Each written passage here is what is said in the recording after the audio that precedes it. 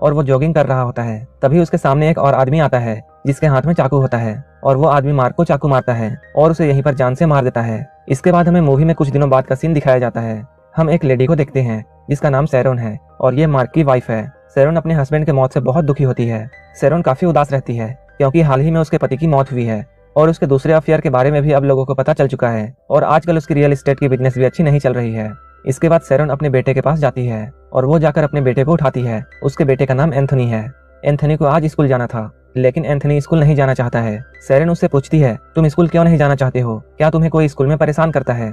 सैरोन की इस बात पर एंथनी कहता है, ऐसा कुछ भी नहीं है। इसके बाद वो तैयार होकर स्कूल के लिए निकल जाता है। यहीं पर हम डिटेक्टिव बार्नेस को देखते हैं जो कि सैरोन से मिलने के लिए आए हैं। डिटेक्टिव बार्नेस सैरोन के हस्बैंड के मर्डर केस में काम कर रहे हैं और वो सैरोन के बचपन के फ्रेंड भी हैं और अभी वो इस केस के बारे में बात करने के लिए सैरोन के पास आए हैं। यहीं पे हमें ये पता चलता है डिटेक्टिव बार्नेस सैरोन को बचपन से ही पसंद करते हैं लेकिन सैरोन उसे सिर्फ एक फ्रेंड मानती है। वहीं हम स्कूल में एंथोनी को देखते हैं जिसे एक लड़का परेशान कर रहा है और इस लड़के का नाम ब्रेंट है। तभी वहाँ पर डैलन नाम का एक और लड़का आता है। डैलन को यहाँ देखकर ब्रेंट वहाँ से चला जाता है। उसी वक्त मेगन वहाँ आती है। एंथनी मेगन को पसंद करता है लेकिन एंथनी अभी तक मेगन से ये बात नहीं कह पाया है क्योंकि मेगन से ये बात कहने के लिए वो कभी हिम्मत नहीं जुटा पाया। जब डैलन इन दोनों को देखता है तब वो एंथनी और मेगन का इंट्रोडक्शन कराता है। इसके बाद डैलन एंथनी को फुटबॉल खेलने के लिए ले जाता है। ब्रेंट भी फुटबॉल ग्राउंड में होता है और वो गलत तरीके से एंथनी को चोट पहुंचाने की कोशिश करता है। जब कोच ये देखते हैं तब वो उसे रेस्टिकेट कर देते हैं। खेल के दौरान भी डैलन एंथनी का बहुत हेल्प करता है। जब खेलने के बाद ये दोनों ड्रेसिंग रूम में आते हैं तब एंथनी डैलन से पूछता है, तुम मेरी हेल्प हर वक्त क्यों कर रहे हो? इस बात पर डैलन उससे कहता है, मुझे ये पता है तुमने अपने डैड को हाल ही में खोया है और मेरे डैड ने भी 2 साल पहले सुसाइड कर लिया था। मुझे ये बात अच्छी तरह से पता है कि डैड का खोना क्या होता है और इसी वजह से मैं तुम्हारी मदद कर रहा हूँ। इसके बाद जब एंथनी अपना लॉकर खोलता है तब वो देखता है उसके कपड़े वहाँ नहीं हैं। जब वो टॉयलेट में जाकर चेक करता है तब वो देखता है किसी ने टॉयलेट में उसके सारे कपड़ों को डाल दिया है। ये काम भी ब्रेंट ने ही किया था। इसके बाद एंथनी डैलन को लेकर अपने घर जाता है। एंथनी अपनी मॉम को यहाँ पर बताता है उसने आज अपने घर में पार्टी रखी है। ये सुनकर सैरोन भी बहुत खुश हो जाती है। उसी रात को एंथनी के घर में पार्टी होता है। वहीं हम डैलन को देखते हैं जो कि बाथरूम ढूंढ रहा होता है। बाथरूम ढूंढते हुए वो सैरोन के रूम तक पहुंच जाता है।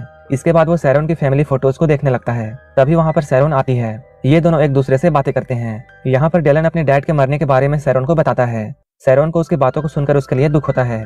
इसके कुछ दिनों बाद डैलन सैरोन की एक प्रॉपर्टी को देखने के लिए आता है। जैसा कि हमने मूवी के स्टार्टिंग में ही जाना था, सैरोन रियल एस्टेट का बिजनेस करती है और ये घर उसी का है। लेकिन अब वो इस घर में नहीं रहना चाहती है क्योंकि इस घर में उसे मार्क की बहुत याद आती है। डैलन उससे कहता है, मेरे अंकल आपकी इस प्रॉपर्टी को खरीदना चाहते हैं और इसके बाद ये दोनों पूरे घर को देखते हैं। वहीं हम स्कूल के प्लेग्राउंड में देखते हैं जहां एंथनी फुटबॉल खेल रहा होता है और वो इस मैच में ब्रेंट से भी अच्छा खेलता है। एंथनी को अच्छा खेलता देख ब्रेंट को बहुत गुस्सा आता है। इसके बाद वो एंथनी के कपड़े को टॉयलेट में डालने के लिए एंथनी के लॉकर के पास जाता है लेकिन एंथनी ने अपने लॉकर में ताला लगा दिया था। उसी वक्त डैलन वहां पर आता है।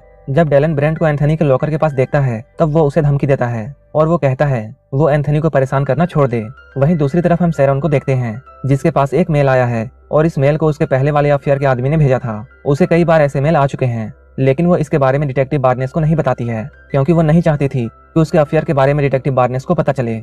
इसके बाद सैरोन अपने सेक्रेटरी कैटी से मिलती है और वो इन मेल्स के बारे में कैटी को बताती है। कैटी भी उससे कहती है इन मेल्स के बारे में उसे डिटेक्टिव बार्नेस को बता देना चाहिए। वहीं स्कूल में हम एंथनी और डैलन को देखते हैं। डैलन एंथनी से कहता है उसे मेगन को डेट में ले जाना चाहिए। इसके बाद हिम्मत करके एंथनी मेगन को डेट के लिए पूछता है। मेगन डेट के लिए मान जाती है। उसी रात एंथनी डैलन की कार लेकर डेट के लिए जाता है और डैलन एंथनी के घर पर ही रुकता है।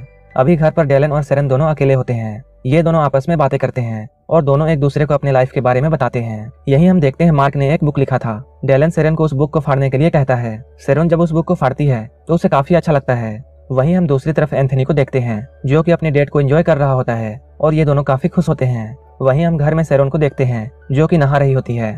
तभी वहाँ डैलन बाथरूम के अंदर आ जाता है और वो अपने कपड़े उतारकर सैरोन को ज्वाइन करता है। सैरोन डैलन को ऐसा करता हुआ देखती है लेकिन वो उसे मना नहीं करती है और यहीं से इन दोनों की लव स्टोरी शुरू होती है। कुछ वक्त बाद एंथनी अपने डेट से वापस आता है। वहीं पे हम डैलन के घर को देखते हैं। उसके घर की काफी बुरी हालत हो चुकी थी। डैलन बाहर की दुनिया में जिस तरह की लाइफ स्टाइल जीता है वो सब बिल्कुल झूठ था। यहीं पे हमें ये पता चलता है जो मेल सैरोन को मिल रहे थे उन्हें डैलन ने ही भेजा था और अभी तक जो कुछ भी एंथनी और सैरोन के साथ हो रहा है वो सब एक इत्तेफाक नहीं है बल्कि यह डैलन की बहुत दिनों की प्लानिंग होती है और डैलन किसी खास मकसद के साथ ऐसा कर रहा है। कुछ दिनों बाद ब्रेंट एंथनी की गर्लफ्रेंड मेगन से मिलता है और वो उससे कहता है डैलन अच्छा लड़का नहीं है और वो हम लोगों से जरूर कुछ ना कुछ छुपा रहा है। लेकिन मेगन को उसकी बातों पर विश्वास नहीं होता है और वो वहाँ से जाने लगती है। ब्रेंट उससे कहता है अगर मेरी बात पर तुम्हें विश्वास नहीं है तो तुम ऑफिस में जाकर डैलन की फाइल देख सकती हो। असल में मेगन की माँ ऑफिस में काम करती है इसलिए मेगन ही वो लड़की है जो कि किसी भी स्टूडेंट के फाइल को आसानी से पढ़ सकती है। इसके थोड़ी देर बाद ब्रेंट डायलन से मिलता है और वो उससे कहता है, मुझे तुम्हारे सच्चाई के बारे में सब कुछ पता है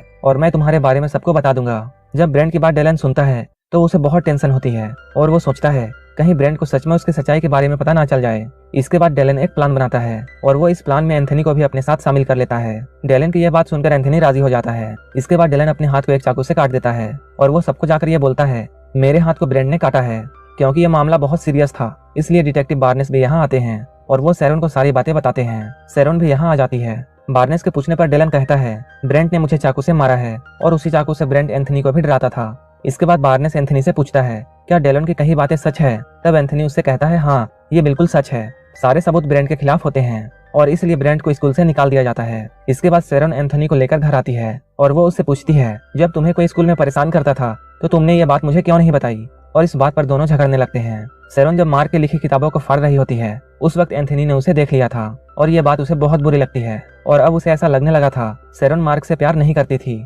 यहीं पे सैरोन को ये पता चलता है एंथनी को भी उसके पिछले अफेयर के बारे में पता है क्योंकि इसके बारे में उसे उसके डैड ने ही बताया है। इसके बाद एंथनी वहां से चला जाता है। वहीं थोड़ी देर बाद सैरोन को डायलन का मैसेज आता है और वो फिर से उसी प्रॉपर्टी को देखना चाहता था। इसके बाद सैरोन उससे मिलने के लिए उस घर में जाती है। डायलन भी वहीं पर होता है। यहाँ पर ये दोनों एक दूसरे के बहुत करीब आ जाते हैं और ये दोनों एक दूसरे को किस करने लगते हैं। यहीं पर हम देखते हैं कोई उन दोनों की वीडियो क्लिप बना लेता है। अगले दिन मेगन एंथनी से मिलती है और उसे ये किस वाला वीडियो दिखाती है। इसका मतलब ये है कि पिछली रात मेगन ने ही उस वीडियो को रिकॉर्ड किया था और अब मेगन को डायलन की सच्चाई के बारे में पता चल चुका था। जब मेगन ने इस बारे में डायलन से बात किया था तब डायलन ने उसे उसी जगह पर बुलाया था जहां वो सैरोन को किस कर रहा था। जब मेगन वहां पहुंचती है और तब वो उसकी वीडियो बना लेती है। इसके बाद मेगन एंथनी से कहती है, डायलन हम सबसे झूठ बोल रहा है, यहाँ तक कि उसका एक्चुअल नाम भी डायलन नहीं है और उसने अपने स्कूल की पढ़ाई 3 साल पहले ही खत्म कर ली है और उसने मुझे जानबूझकर उस जगह पर बुलाया था ताकि मैं उसकी और सैरोन की फोटो ले सकूं और मैं आसानी से वीडियो रिकॉर्ड कर लूं।